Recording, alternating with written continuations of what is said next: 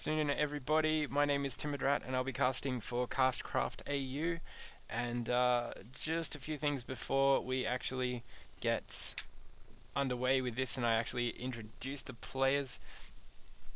Firstly, this was actually supposed to be played on Terminus, but for some reason, and some reason unknown, they misread the comments and have played it on Tolda Immorta. So as you can see, Tolda Immorta, massive map as well as Terminus, probably doesn't favor the Terran as much, horribly as much anyway. Since it's been changed anyway, we're not going to play Terminus as the third map. But yeah, as the third map for these friendlies and for the friendlies and the whole tournament, it was going to be Terminus. We've since changed that because we've noticed that the Terran have a slight advantage, only slight, so we've changed it to Crevasse, which seems to be a bit more of a fair map. Anyway, Roxas there obviously looks a bit like Idra actually, with those comments. After the last games that they've had, obviously this was played a day or two later, I'm not exactly sure, but yeah, we'll find out. So anyway, let's introduce these players. In the top left hand corner, the northwestern position, we have Nathan as the pink Terran, and in the bottom right hand corner, the southeast position, we have Roxas as the blue Protoss. Now this is game 3. This is friendlies round 1, and game 3, it is the decider, ladies and gentlemen. I've been looking forward to a game like this.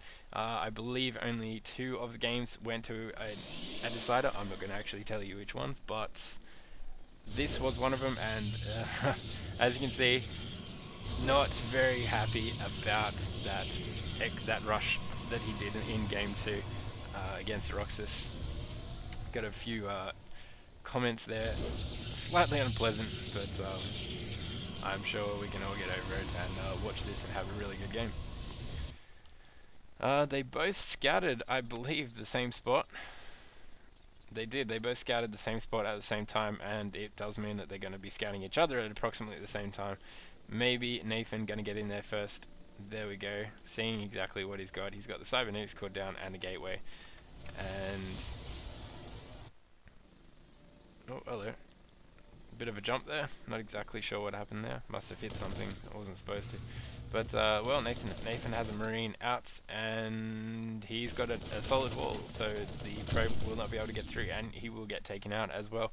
Nice denial of scouting there. So yeah, what was I going to say? Oh, that's right. I brought up the name tags finally, and as you can see there, concussive shells being researched for Nathan up there in the corner, as well as producing 1 Marauder, I believe. Just the one? Yes, just the one for now. And what else do we have? Just still producing those SCVs. Warp gate technology on the way, of course, for Roxas, but all is pretty standard right now, and it's interesting to see that Roxas, unlike most Terrans on this map, I know I'm not too big a fan of it, but they like to forge fast expand, and obviously it's not something that he feels too comfortable with on this map. I know I don't, so he is going to do that Stargate play again. It worked so very well in the first game, but you have to remember that it was a close by air position that they had, and it certainly isn't a close by air position, close by anything by any means in this map. The one thing that Roxas is going to have to look out for is that he's left his choke point here very wide open. There is no defense there, and obviously no sight either, so he could just have some sort of small army, like a few Marines, a few Marauders, just walk in here, sit down here, and take their sweet time and prod and poke away at whatever comes out that way. But as you see, the Stalker and Zealot taking most of the damage there. He's just trying to poke away at the rest of these with the Stalkers. He's going to be able to get that. I'm not sure, but he should be able to get the... I think he should be going for the Marauder.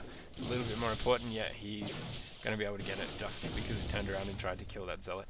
And the rest are going to turn around and walk back to the base. It's going to have to change that waypoint at some point, and it'd be interesting to see exactly where that was. The waypoint was to the other Marauders. Very clever. So wherever they went on the map, they did go on the map. Beautiful. Alright, I think Roxas is just going to be poking up here and seeing exactly what's going to be happening. Seeing if there's an expansion, but he's going to hit some resistance here. He's going to have to be very careful with these Stalkers. Stalkers versus 4 Marauders, let alone just 1 or 2, is going to be so dangerous. And of course they do have slowness. Stalkers aren't going to get away, and he's going to lose one of them, and the other one is going to get away just, I think, for this time. But yeah, this other one's going to have to step back in a bit. He's going to get intercepted, and wow, it's easy loss of a Stalker there, and bit of a thrown away minerals there. Alright, as we see in the corner here, the Void Ray going up and around, all the way around the long way.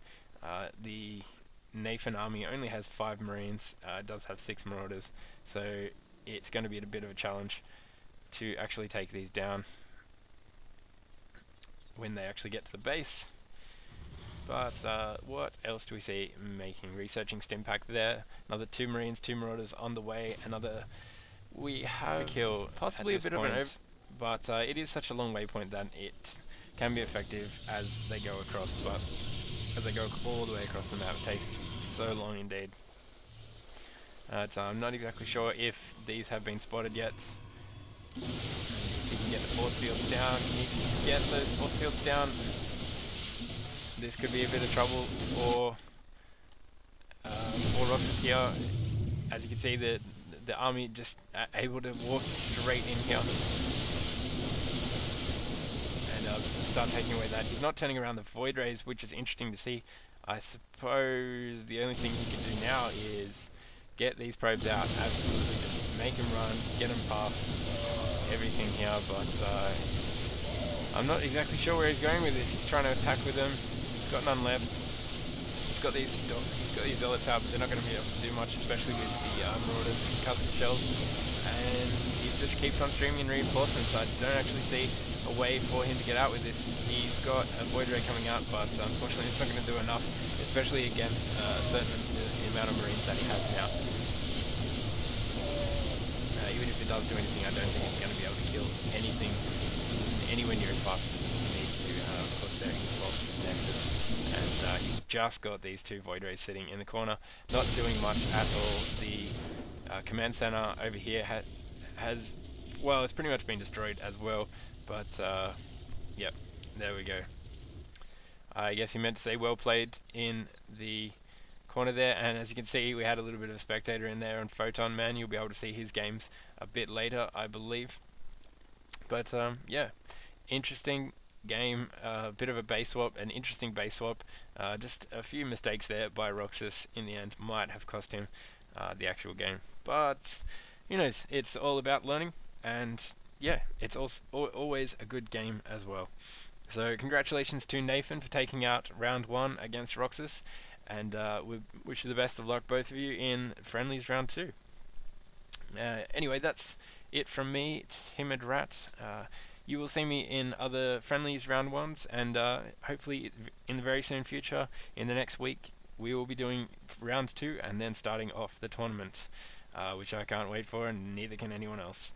Anyway guys, it's been fun, and I'll see you on the other side.